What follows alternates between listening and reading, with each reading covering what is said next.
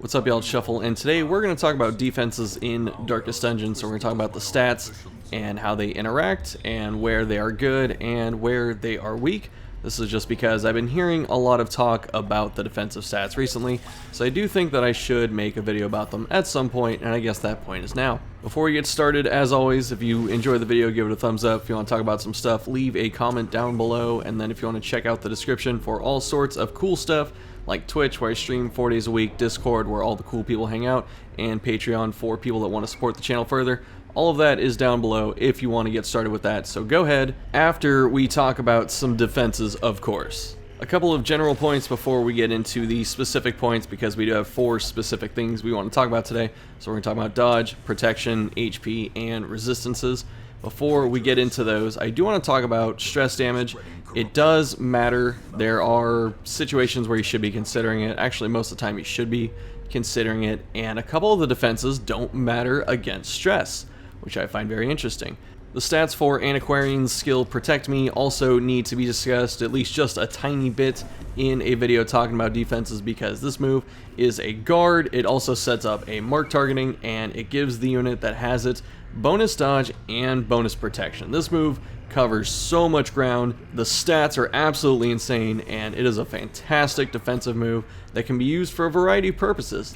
You can use it to guard and protect Antiquarian, you can use it to set up riposte, you can use it to give someone just defensive stats in general if you think they're going to be taking hits regardless of the mark targeting. There are a lot of cool things to do with this move, and you should be using it if you have Antiquarian on your team. We're going to start the main points by talking about dodge. Dodge is very interesting for a variety of reasons. Dodge is a stat that you either take 0 HP or stress damage, or you take all of it. That means it is pretty inconsistent because it is inherently reliant on RNG. Either sometimes you dodge 4 times straight and you just take no damage, which is amazing, and then sometimes you can have 50 dodge and get hit in the face 4 times, and that is not fun. I have gotten comments in the past where people say dodge is absolutely worthless in Torchless, and that is not true at all. It does take a little more work to get value out of dodge, but there are a couple things even about that. So in Torchless, the enemies get a bonus 12.5% accuracy, so more chance to hit you, which means all of your dodge stats are effectively about 13% less. So you have to get just that much more dodge in order to make it more worthwhile in Torchless. There are things like Mooncloak, which are just straight 15 dodge in Darkness, and that's awesome. There are also a lot of other dodge trinkets like Ancestor Coat and whatnot that give you more bonus dodge. A lot of characters have access to dodge. So even though you need a lot of dodge in Torchless to make it seem worthwhile, it is still worth using. The other side of the Torchless coin that's pretty interesting is the fact that the stats in Torchless are so skewed in terms of the damage output of the enemies. It means that having high dodge values actually gets better, because why deal with getting hit for all that absurd amount of damage? So instead of dealing with the enemy having 30% increased bonus damage or 50% increased stress damage and having to watch as pelagic groupers, aka cove lepers, hit you for like 25 at Apprentice, instead of dealing with that, you can just dodge instead. Dodge as a defense also works against every single thing in the game. If it is a bleed attack, you can dodge it. If it's a physical attack, you can dodge it. If it's a stress attack, you can also dodge it. There are some exceptions to what you can dodge, because some things have so much accuracy that you can't do anything about it.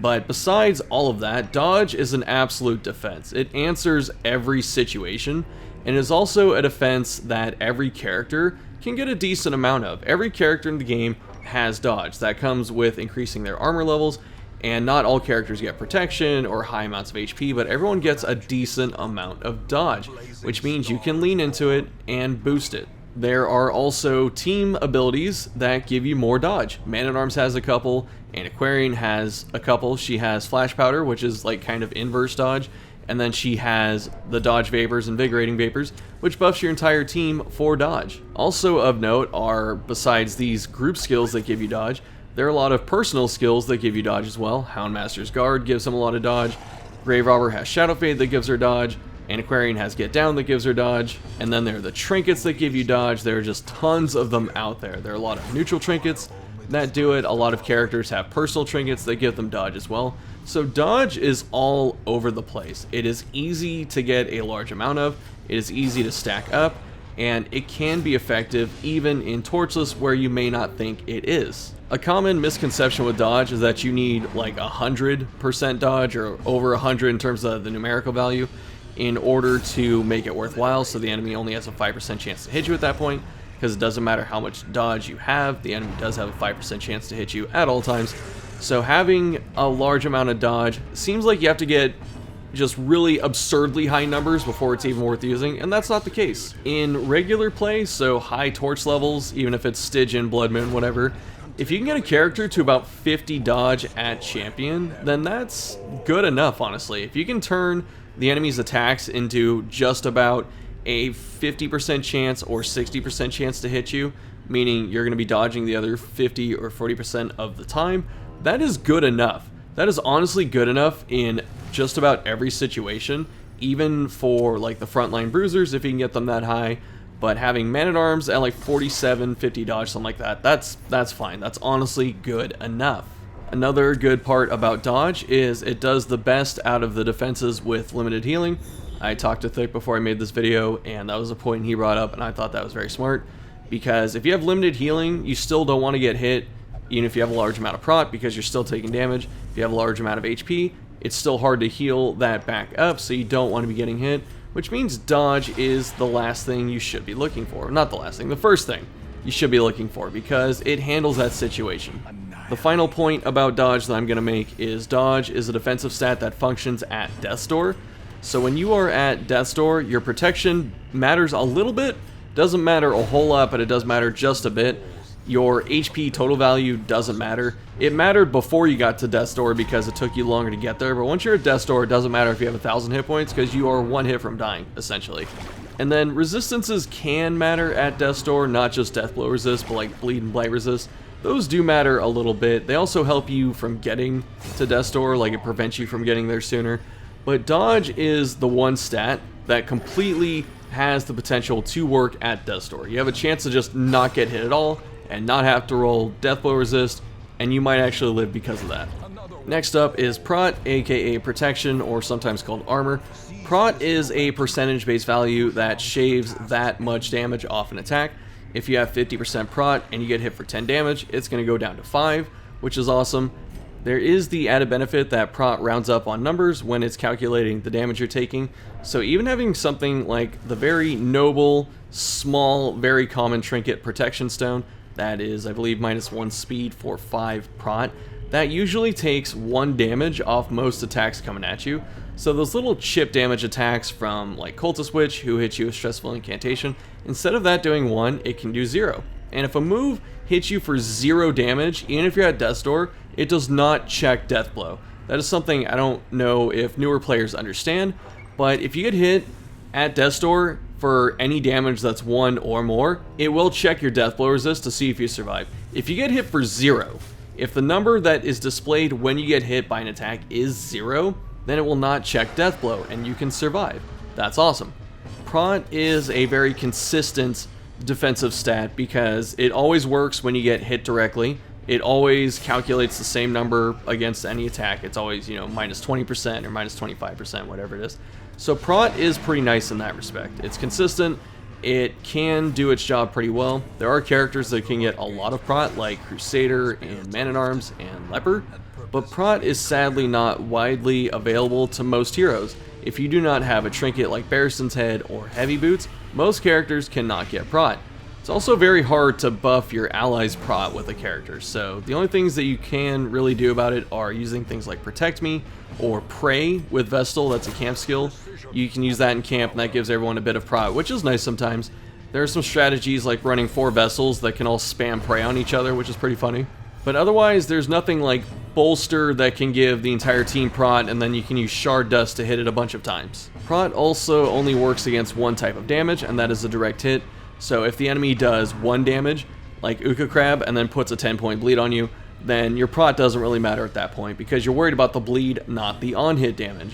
Prot is also something that is difficult to get a large amount of. There are a couple skills, like I said before, Bulwark of Faith, Withstand, those can get you a chunk of Prot for a one-button press, but only Man-at-Arms can really get a sizable amount of it on demand and quickly and stack it and then keep it.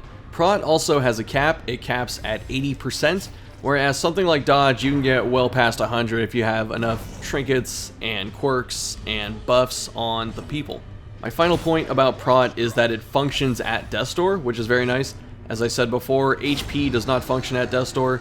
It functions before Death's Door, but it does not function once you're at Death's Door. So Prot does have that going for it. It is kind of nice sometimes when you do have a good 20%, maybe 40% of Prot, maybe with Man-at-Arms or something like that, and you hit Death's Door for whatever reason, and then they hit you and you just see a 0, because then you know you at least survived that attack. Our third defensive stat to talk about are hit points, aka HP. HP is pretty nice because it is like Dodge in the fact that it is a universal stat. Every character has their own HP total, some have more than others. You can get some things that do get you more HP, like stacking it. There are a couple trinkets that can stack it for you, or camp skills like Snakeskin is one that gives you HP, which is pretty cool. And HP does matter a lot in general. Like, the whole game deals a lot of HP damage to you alongside the stress damage, so you do need some HP if you don't have other defenses to help you survive. HP works against all types of physical damage, or I should say non-stress damage, I guess.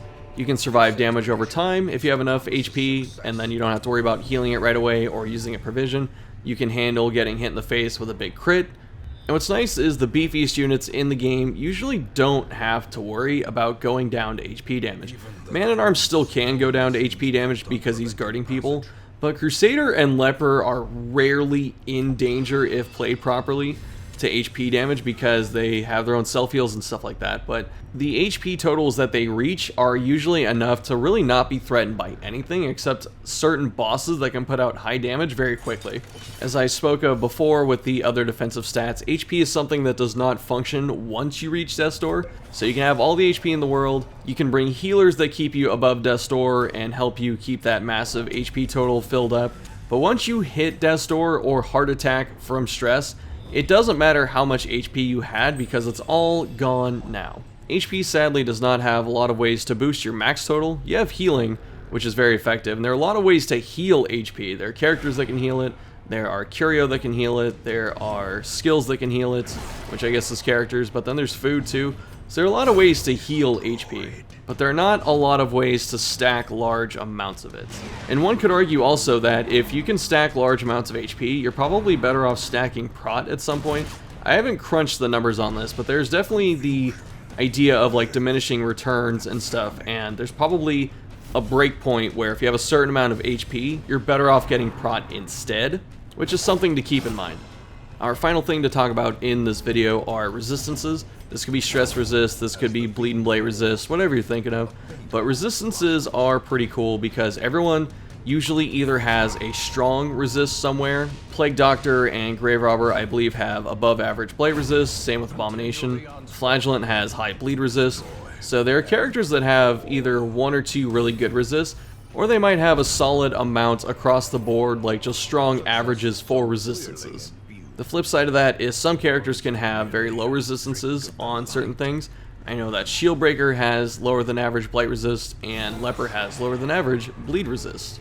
The thing that I like a lot about resistances is that they are a proactive strategy. So I've talked about this in other videos, but I'm a fan of proactive approaches. Resistances are very proactive. You don't have to worry about using a provision or a skill to help you deal with the stress or the bleed that you just got hit with. Instead, you can just resist it and minimize it or disregard it altogether in the case of damage over time or stun and things like that. Resisting stress overall is really good because stress is long-term damage, it's residual, you get it in hallways, you get it from curio, you get it in fights, you get stress all over the place in the game, and being able to keep your stress down through resisting it is nice because you don't have to worry about healing it with character abilities or sending them to facilities after your missions, which do cost money. If you have really good bleed or blight resist, you just resist a ton of damage. Even at apprentice level, resisting a bleed or blight is resisting 3 damage, just straight up. That's really nice. And then later on in the game, a lot of champion enemies hit you for, I believe, 4 damage for 3 rounds, so that's 12 damage over time with bleed and blight. And if you can tell me that you have a stat that heals you for 12 instead of taking 12 damage, you know, that's pretty good, right? You'd use that. The only other thing with that potential in the game is dodge. But dodge has a chance to fail, and resistances, they have a chance to fail too, but the percentage isn't as wide as dodge. So let's say you have a bunch of dodge, your dodge fails, you get hit in the face, but then you resist the bleed, you resist some extra damage, which is nice to do. As I just said, dodge is something that is more random than resistances just because of the wide range of possibility there in terms of variance. Resistances can get pretty high and pretty safe, and it's really easy to do. There are characters that can buff their own resistances or buff the resistances of others. There's Holy Water that can boost your resistances for 33% for like 3 or 4 rounds, which is nice. But then there are trinkets. It is very easy to just slap one trinket on someone. If you're going somewhere, like you're going to an area that has a lot of blight, you just put on a blight resist trinket. And then blight isn't really much of an issue. It can still stick and get through, of course, but most of the time you can whittle it down to a good, 40-30% chance to hit. And that's good enough. Kind of like the same thing we were talking about dodge earlier, where you just need 40 to 50% chance to dodge something, and that's good enough. If you can get a resistance high enough to where the effect only takes place like 30% of the time, that's honestly good. That's worth doing. That's worth a trinket slot or a skill or whatever. Being able to resist things like stress, as I said before, it saves you money in the long run because you don't have to worry about healing people outside of battle, but also inside of missions it gets nice too. You don't have to worry about bringing provisions like bandages to heal people's bleeds because they just resist it. So a lot of the times when I would go somewhere like the Cove, I put bleed resist trinkets on my frontliners. The benefit of that is you save a lot of money on bandages, and you don't have to buy as many when you go to something like the Cove because you're resisting all the stupid stuff like arterial pinch, which means you can turn around and use that money for provisions that help you loot things or coral, stuff like that, or just not take the provisions in general and save that money in that way. To wrap up this video, I want to make sure that everyone understands that all defenses are pretty good overall, and they all have their place. There are some fights in the game, like boss battles, where having a large amount of protection is really good. There are some fights in the game where you can just get a little bit of dodge on everyone, like 40 dodge, 50 dodge, and you can just break the entire encounter, which is nice as well. There are some bosses that do heavy status effects, like damage over time or stress damage, and being able to resist that and mitigate it to even like 40 or 50% effectiveness usually makes those fights a lot easier as well. And then at the end of the day, everyone usually gets hit at some point with damage, and HP helps in that regard. So I want to make sure that you understand that all defenses have their place, that once you understand a bit more about the game, like you understand the fights and the bosses and stuff, you go, okay, I can stack protection on like this one person, like Man-at-Arms, and that will trivialize this fight. None of this is even getting into the deeper aspect of defenses, which is the other half of the defensive stuff, which is what you do to the enemy. So things like stuns prevent all the stuff coming at you. Being able to lower their accuracy with flash powder or suppressing fire does wonders. You can spam weakening curse and intimidate from occultist and leper respectively and lower their damage further. There's so many things you can do to mitigate damage in this game, and that's really awesome, honestly. So as long as you are creative enough with your heroes and their abilities, you can find a lot of interesting solutions to big problems. You don't have to beat every single boss the same way. There's one boss that I'm not going to spoil, but the go-to strategy, like in the past, was guarding because it did a lot of high damage at the end of the turn. And then people started thinking like, well, what if we use occultist and leper and stuff like that to just spam damage debuffs on it, or like minus damage debuffs on it, to just take its damage down to 20% or even 0%. And that's great. So there's just a lot of stuff out there, and I encourage you to keep looking at it. Alright, y'all, that's gonna do it for this one. Thanks for watching. If you enjoyed the video, like I said before, give it a thumbs up. Let me know what you're thinking down below. Check out the social media stuff in the box if you have interest in anything like that. The next video, I'm not sure exactly what's coming up next, but I am working on things like the Crimson Court Guide. I have another idea for unconventional builds that I could show off, like Bonk Vestal or support Flagellant and stuff. So there's a lot of cool stuff that we can still talk about. As always, thank you so much for watching, and I'll see you next time.